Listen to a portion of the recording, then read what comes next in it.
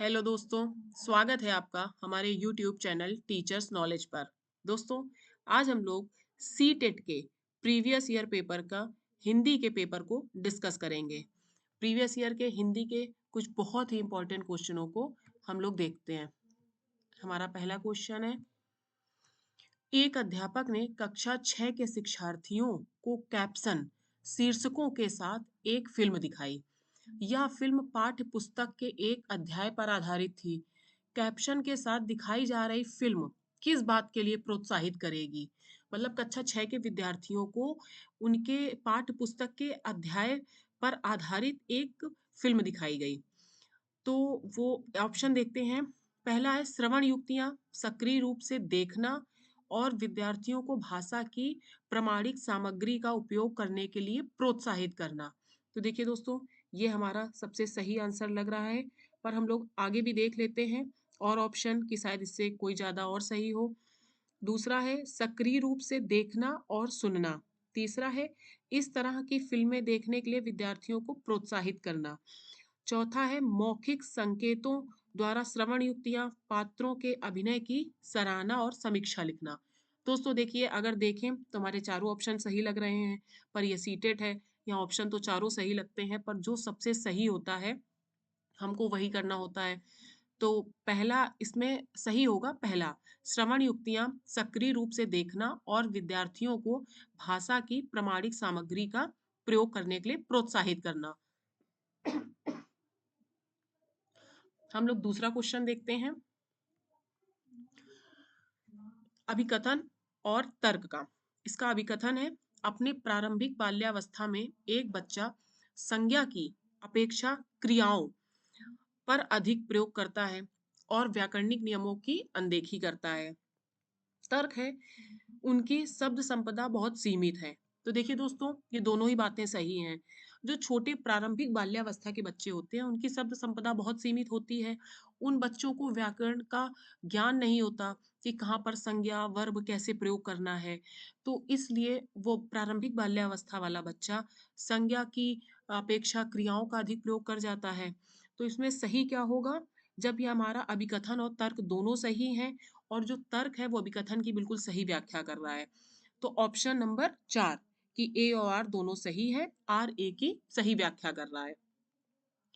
अगला क्वेश्चन है, एक बालिका अपनी भाषा कक्षा का अनुभव माँ के साथ साझा करती है और कहती है कि कभी कभी हम अपनी आंखें बंद करते हैं और हमें अध्यापिका अपने बस्ते में से कोई वस्तु निकालने के लिए कहती है, फिर हमें उस वस्तु के बारे में बताना होता है। यह सीखने का बहुत अच्छा तरीका है। बच्चे की यह टिप्पणी अधिगम के बारे में बच्चे की प्राथमिकता की ओर संकेत करती है। उसकी प्राथमिकता की पहचान कीजिए। तो देखिए दोस्तों, इसमें क्या बताया जा रहा है कि जब बच्ची आंख बंद करके अपने बस्ते से कुछ निकालती है और उस वस्तु के बारे में बताती है कि क्या निकाला, तो वो जल्दी सीखती है। मतलब बच्चा करके सीख रहा है।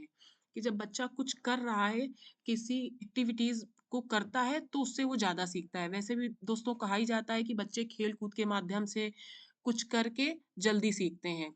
तो इसमें ऑप्शन है, जब मैं कुछ करती हूँ तो भाषा प्रयोग अच्छी तरह याद कर लेती हूँ।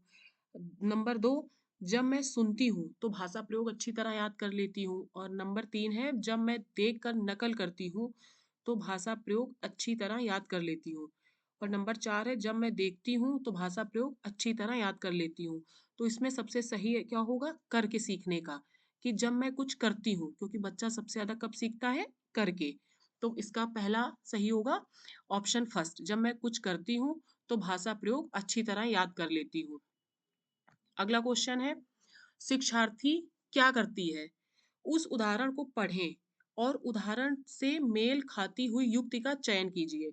यदि मुझे किसी का अर्थ समझ में नहीं आता तो मैं देखने का प्रयास करती हूँ।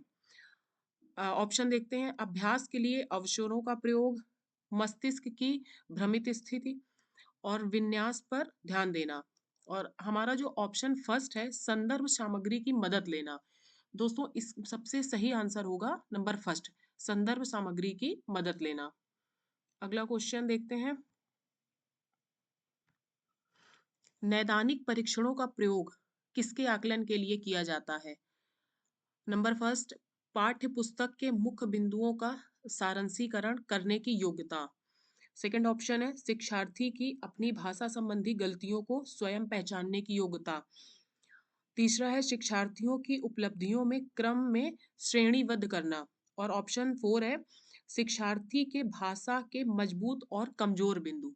दोस्तों देखिए इसका सही ऑप्शन होगा नंबर 4, क्योंकि नैदानिक परीक्षण होता है कि जो बच्चे की भाषा में क्या वो गलती कर रहा है, उसके कमजोर बिंदुओं को की पहचान करना। तो इसका सही आंसर होगा नंबर 4। अगला क्वेश्चन है निपुणता परीक्षण सदैव किसका आकलन करते हैं? विद्यार्थियों को पढ़ाई गई भाषा का, बहुसंवेदी अधिगम अनुभव का, दैनिक वार्तालाप की भाषा का, या भाषा का वह स्तर जहां तक विद्यार्थी की पहुंच बन गई हो।